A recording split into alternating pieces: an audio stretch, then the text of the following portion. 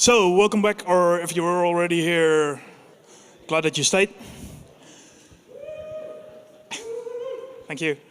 Lovely crowd, lovely crowd. Back in the days, Annelieke and I worked together on our site reviews. And since then, she has developed into one of our Google Analytics experts. She's now leading our research department at Yoast, and I'm very stoked to be able to introduce her here at YoastCon. So please, put your hands together for Annelieke van den Berg.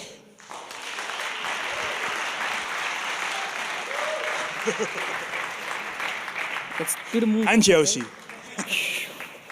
Yep. Oh yeah. All right. Only at YoastCon. Only at YoastCon. Well, thank you, Marieke. Well, hi all of you lovely people. That's really hard to pronounce. Thank you so much for joining me here on this talk about Google Analytics. And also hi to the people watching on the live stream. And now, I can make a lot of assumptions on why you've chosen to see my talk. And the most obvious one is that you're interested in what I have to say about Google Analytics. But I can't really know for sure. Perhaps you just don't want to do a workshop, or you're more interested in Google Analytics than you are in the knowledge graph. But the only way I can know for sure is if I ask you, right? Now, for the following 30 minutes, I want you to see yourself as a cookie or a visitor visiting a website called YoastCon, and that this talk is a landing page. So, oh, the wrong button, yes. So I'm curious about you. So keep that in mind because I'm going to use it throughout this entire talk. Now, first something about me. I'm Annelieke, and I have a sociology degree, which is really bugging me when using Google Analytics. And this is a picture of me when I first started learning about Google Analytics. And this is a picture of me finally thinking I'm, understanding Google Analytics. And as you can see, I age pretty well. So I think. And as Michiel said, I'm the lead of the research department at Yoast, where we do cool things like conversion optimization, market research, Google Analytics, of course, and we're doing some machine learning, which is really, really interesting. So when I first started with Google Analytics, I wanted to make sure I knew my way around the tool, that I knew where to find things.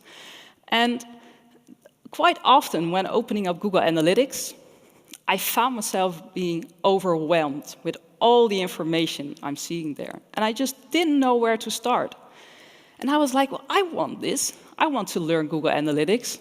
And I want to find the next big thing that can optimize the entire business. But that was a bit of a bar setting too high. So I thought I need to come up with something spectacular. And that was my saboteur, and it still is sometimes. Now, there is this wise man that once said, you cannot improve one thing by 1,000%, but you can improve 1,000 little things by 1%. And I actually learned this from Avinash Kaushik, and he's my, who did the who? Yes, Jono, who? And he's actually my #1 guide. If you haven't heard of him, well, visit his website, subscribe his newsletter, because every week you get a very insightful newsletter from him. But, trying to find the next big thing when you're just starting, understanding Google Analytics, well, that's actually a failure waiting to happen.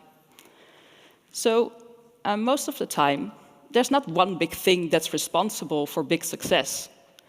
All these small things together are responsible for success. And you can call this the aggregation of marginal gains. It's looking for the low-hanging fruit, if you will. So if you're beyond the basics of Google Analytics, starting with the low-hanging fruit is a very soft and gentle way to know the tool, to get to know the tool even further. So my goal for today is to, try to find this low-hanging fruit without knowing how to code or implement difficult events and goals. So you can just open up your Google Analytics account today and start analyzing. So here we go. It's slide 9 out of 63, so good luck. The first thing I would like to touch is the importance of UTM tagging. And the reason I'm spending some time on this is because I'm seeing it I see it go wrong a lot of times. And the reason why it's important, because there's this big bucket in Google Analytics called, well, it's a big bucket with question marks. And that bucket is the direct none bucket in Google Analytics reports. Because it's all, you have no idea where these people are coming from. If I look at you, for example, the audience, I have no idea where you're coming from because, well, how can I know? I'm just seeing numbers, actually, and I have no context about you at all. So if you don't know where your traffic is coming from, how the heck would you know how to optimize for it? And you want to make sure this direct none bucket is as small as possible as you can, so that, in an ideal world, only the people who go directly to your website ends in this bucket.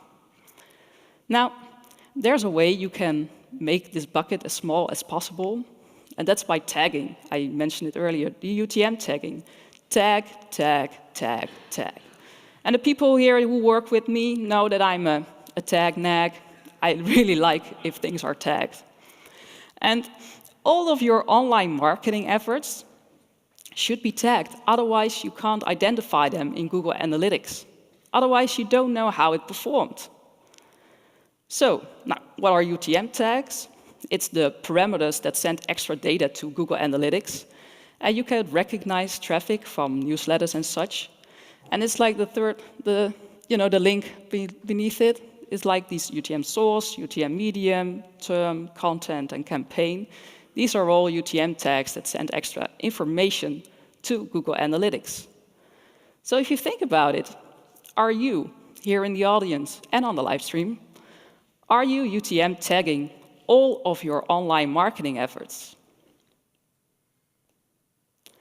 Well, it's vital to create an UTM tagging protocol, because that way you have a consistent way of tagging, and also your colleagues know how to deal with UTM tags. Otherwise, if you don't tag, it ends up in the direct none bucket. And this goes especially for newsletters. If you do not tag them, all the traffic from a newsletter ends up in the direct none bucket. And you have no way of knowing how your newsletter did. And that's such a shame. You want Google to recognize your traffic. And there are a lot of articles out there that have a UTM tagging protocol, but I found them, well, interesting, of course, and informative, but they all say different things. And that made me realize that you need to think about, you have a way of thinking about how to deal with UTM tags. You need to come up with a decent protocol.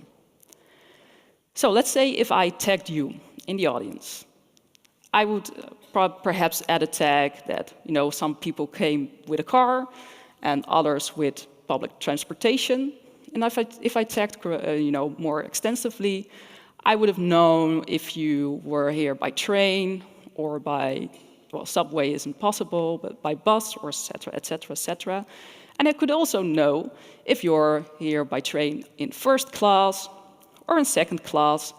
See how I'm adding more context to you, all of you guys. It's so important if you want to have insights in Google, or it's so important if you want to find insights in Google Analytics. It's really a lot of information you can use. Now, a good UTM protocol can deal with change, because you never know where your company is headed. Yoast thought this would be a one-person, one-man company, and look at us now. You never know where your company is headed. So you might have one type of newsletter right now, but perhaps maybe next year you have a drip feed and a sales newsletter and newsletters on specific topics, and so on. So, for example, when you're dealing with a UTM protocol, for the newsletter, now, well, you would have a newsletter. Maybe you will add a drip feed, sales. But what do all these things have in common? It's all email. Now, what if I used a newsletter as a medium, UTM medium? If I added more different types of newsletters, I would not, could not use it in my UTM protocol because it started with newsletter. So the most, an important thing is that if you use your UTM medium, if you make it as general as possible, it can deal with change. And then you specify it further with the source and the campaign and so on. It's all email. So here's a bit how it looks. For us, we have medium is email, newsletter, drip feed, sale.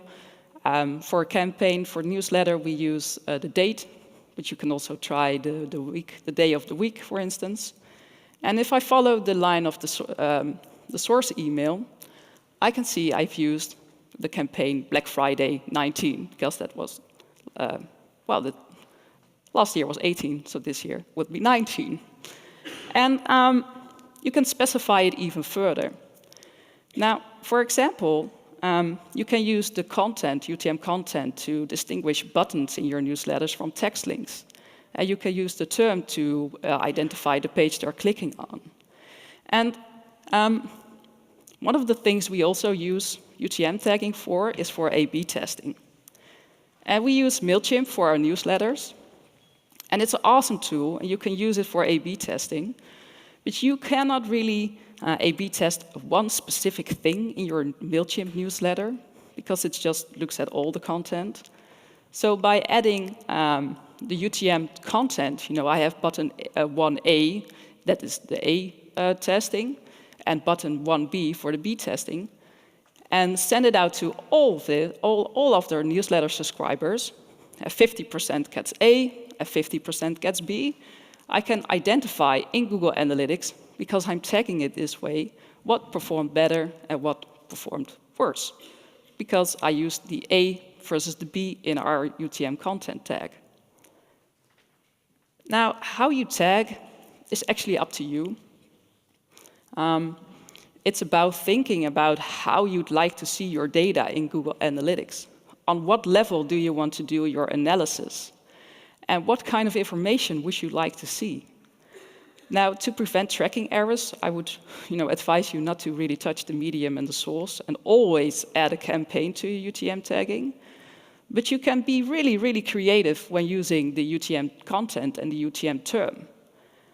For instance, if you use a common denominator in the UTM content, you can, if you started perhaps with A's or with B's, you can easily just add A in the search bar and you have all the results of the A, or just use a filter. Now, here's an example of our YouTube protocol. I see my colleague Milan over there, and he helped me with this YouTube protocol, and also Jono helped me with this.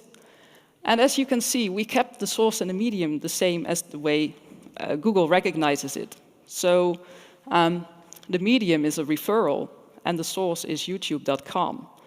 And we use the campaign to identify our own YouTube efforts with Yoast channel.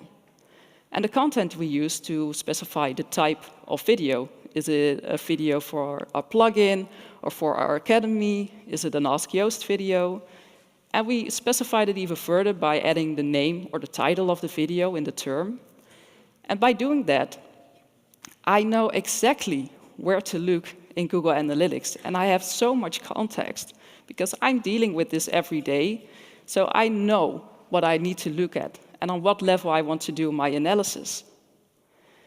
And we were also coming up with a UTM protocol for our plugin, because we tag all the links in our plugin. If you have a plugin, if there's links in your plugin, please check them. Otherwise, they'll end up in the direct none bucket. And at first, I thought it'd be a good idea to use Yoast SEO as a medium. But then my colleague Jono reminded me that, well, we don't only have Yoast SEO for WordPress, but we have it for Typo 3 and Magento. We have other plugin extensions. So if I were to use Yoast SEO as a medium, all those other things would have had a home. They would be homeless. So, yeah, and that's sad, a homeless bucket. So what do all these things have in common? Well, it's all software. So here you have an example of some of our links in the plugin.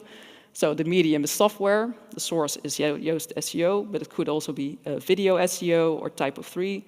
And with the campaign, we identified the purpose of the link. So is it a commercial link or is it an informative link?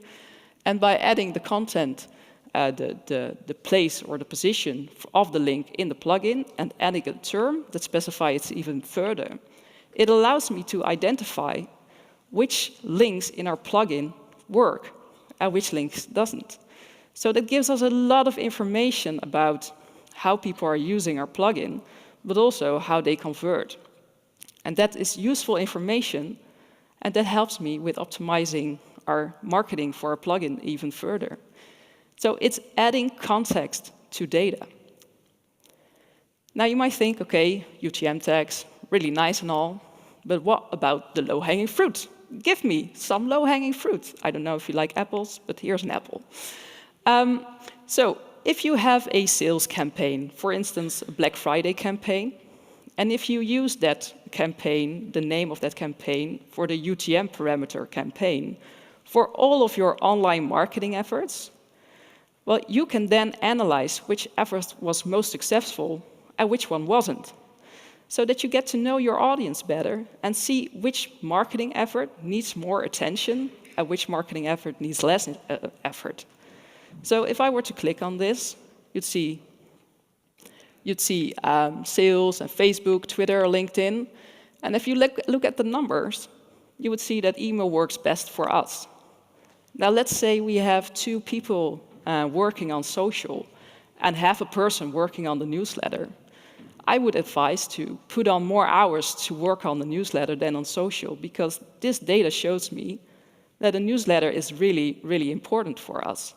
And that's very, very valuable insight. That's insight you can use to optimize your business even further.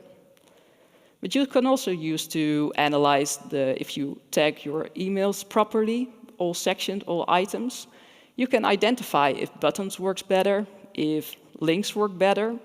And you can do the same with Facebook.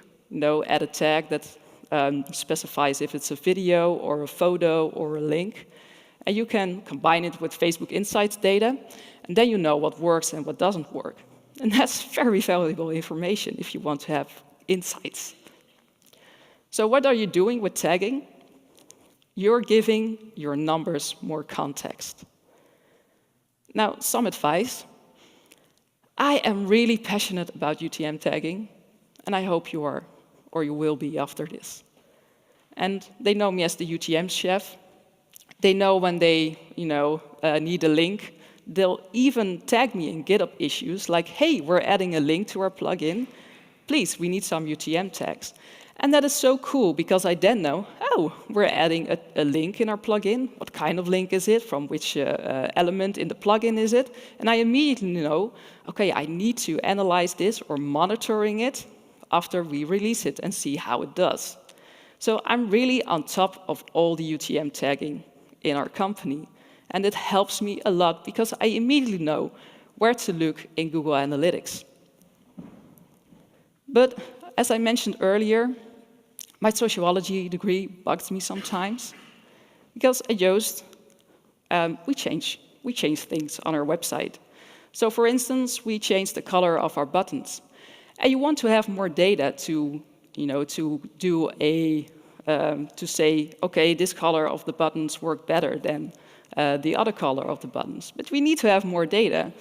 And what kept happening is that just didn't stay with just changing the color of the buttons, because they changed other things on the website as well, so I didn't have enough data to say something about it. So that's really frustrating. You want to compare your data, but oh no, I cannot compare it with that day because we had a sale that day, or we had a release that day, or it's a weekday, or it's a weekend day, or we changed this, or we changed that. So I'm like, that is really, frustrating for me. And also one thing that, well, not frustrating, but what sociology helped me with is that looking at aggregated data isn't not that useful if you want to have insights. Now, my hero Avinash says all data in aggregate is crap. It's like the standard reports you see in Google Analytics. It's all sessions of all visitors, all revenues, all pages, all landing pages. And you cannot make a reliable conclusion based on this standard, on these standard numbers. You cannot really pinpoint what works and what doesn't. You know, aggregated data isn't actionable by default. Now, how to deal with aggregated data? Perhaps an example to illustrate this even further. So let's say let's say I'm going to ask you, all of you in the audience and the people at home from the live stream, to grade my presentation.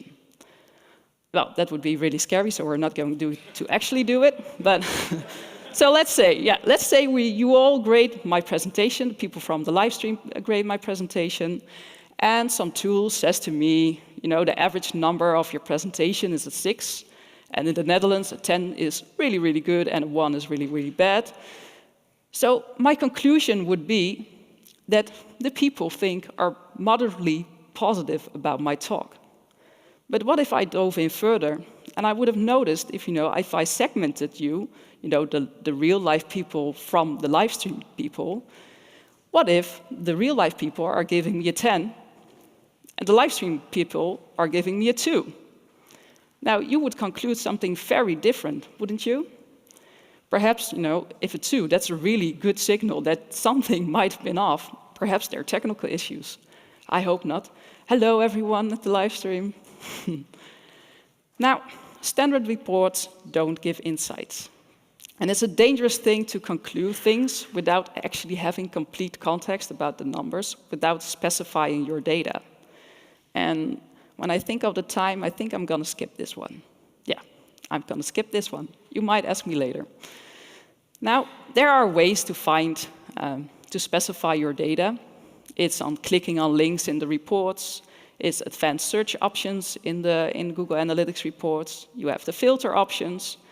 And one of my favorite ways is adding a secondary dimension. But you cannot really take it with you to the next section. Perhaps you've done all this in the acquisition report. And you think, oh, I want to do this as well in the behavior report. You click on it and poof, all your filtering and advanced searching is gone. So there is a way in Google Analytics that deals with that. It's called advanced segments. And I love UTM tagging, but I also really love segmenting. I have this colleague of mine, and she said, oh, you're probably gonna, if she asks me something, she's probably gonna say, oh, you're gonna make a segment. So I have Inge, a colleague, she says, Annelieke, could you give me some data about the sales of people who come from the US and that are clicked from a newsletter to our website? And my first response is always, okay, I'll create a segment. Now, here's what it would look. I have the country is the United States, and the source medium is the sales email. And that way, I'm specifying my data even further. You can find it all at the top here, next to the all users. And let me see. Yeah, so with specifying your data, it's like putting things in different buckets. And because I know I tagged you, all of you guys, I can put the car people in one bucket and the public transportation people in the other bucket, or the real-life viewers versus the live stream viewers. And I can then identify how you behave on the website and check if it differs. Try to understand what are the things you're interested in and if the two groups differ or not. And it's really valuable information. Now, Google Analytics is sometimes polite or friendly, and it gives you system segments. So these are already there. You don't have to do anything to do it. You just click on it, and voila, you have organic traffic segment. Now, if you click here, you can add a new segment. You can even create, if you've created personas, you can put them in segments. And you can segment on loyal readers versus non-loyal readers. you can check the pages they've read, which categories the pages belong to, from which sources they came from your website, and are there differences between the loyal versus the non-loyal, or the bias versus the non-bias, or the visitors from Twitter versus the visitors from Facebook. Are there differences? Are there things you're noticing? And using segments allows you to be very creative because you can go all out with segments. And the cool thing is that it doesn't harm your data. It's just for you. You do not alter the data you see, so you can really go all out. You can even put entire funnels in segments by adding steps, by sequencing your segments. So you have your entire checkout process in just one segment. So I say segment all the things. It's about bringing context to numbers, the context that you need to give insights, to get insights. And with insights, you can draw conclusions that help your business even further. Now, knowing what people think, getting in the minds of people is what we want. And we want to know why people go to our website. How, why, is very valuable information. Now, close your eyes or don't, but think about your own online behavior. When you're on a mobile or when you're on a desktop, and imagine you're searching something, like just brainlessly browsing through Facebook, and all of a sudden your eye catches something. Ooh, you're alert, you see something you like, and you click. Now, what does that say? What does that say about the person that clicked? Now, let that sink in for a minute. What does a landing page on your site mean? Well, there lies the power of the landing page. Because you clicked, you decided to go to the website. Why did you do that? Now, a landing page is the first page people land on from a particular source. You must deliver, right? You want people to interact with your landing page. You want your landing page to deserve at least one click. And that very first page has a huge influence on the rest of the sessions of a visitor. If you're looking for low-hanging fruit, try landing pages. This gives you information that you can immediately optimize. Now, also really look, and not just look at the metrics of a landing page, but actually look at them.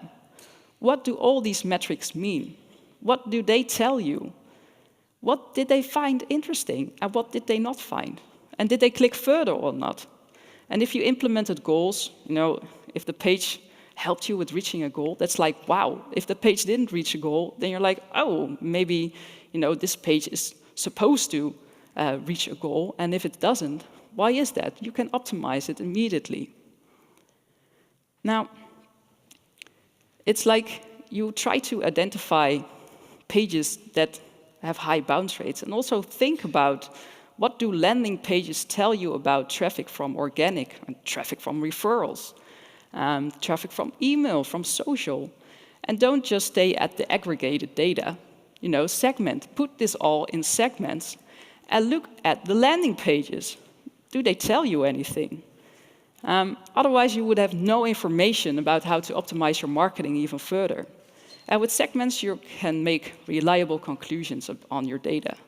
Landing pages give you insights about your audience. So for instance, here, I have segmented these landing pages on the newsletter. And it tells you about these landing pages, tells you more about the subjects your audience is interested in. And if you regularly look at the landing pages after you send out a newsletter, you might see a pattern here. You might notice that technical SEO articles work really well, that every time we do a newsletter and we have a technical SEO aspect in it, it really drives traffic to our site. So what does that tell you?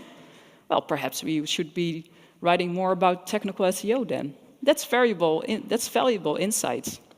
And that's things you can use to optimize your newsletter marketing even further.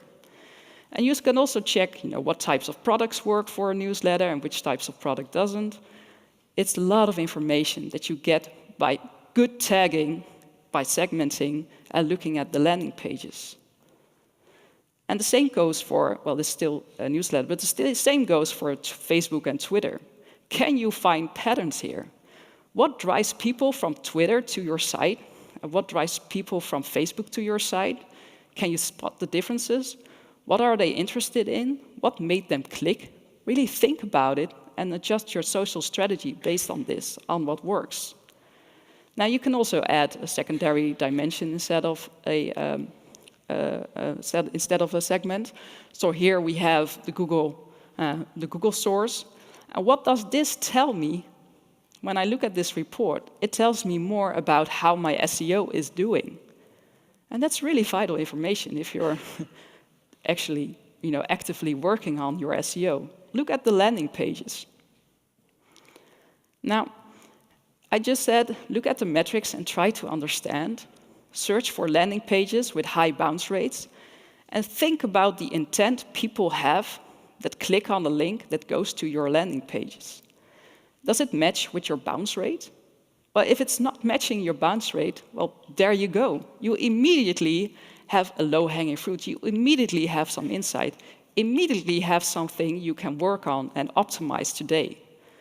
Now, don't mistake pages for landing pages, especially when creating segments where you use the source and the medium, because pages are very different from landing pages. As you can see here, these metrics, like page views and unique page views, this is an all pages report, and this is a landing pages report.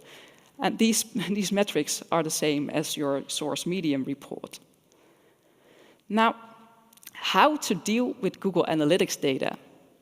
And for anyone dealing with Google Analytics, it's important to familiarize yourself with the data, monitor it, see how each week evolves. Do you find something odd? Well, then you need to pinpoint what's odd about the traffic you've gotten that week. If you don't look at it regularly, you wouldn't know if something's odd or not. And create dashboards, for instance, by using Google Data Studio to easily monitor your data. And actually go on a date with your data. Really build a relationship with it. And keep a question in mind.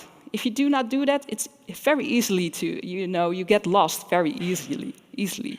And also hypothesize, because that will help your analysis. You can say, okay, hypothesis withdrawn. And talk, well, the thing I've learned this year, what's really, really important, is that you share your data with others. Because, well, I have my own views, but there are more people at Yoast that have a lot of context. So that's the most powerful thing to do. I do not come up with insights all by myself. I sit down with the blog team to discuss the data.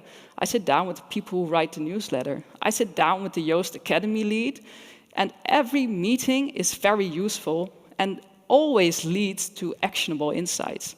And we learn from each other, and together we can take the business to a next level. Don't keep it by yourself, share it with the people in your business. Now, if you do not know where to start with testing your gut feeling, or maybe your boss's gut feeling if you dare. That was it, thank you. And perhaps there are questions.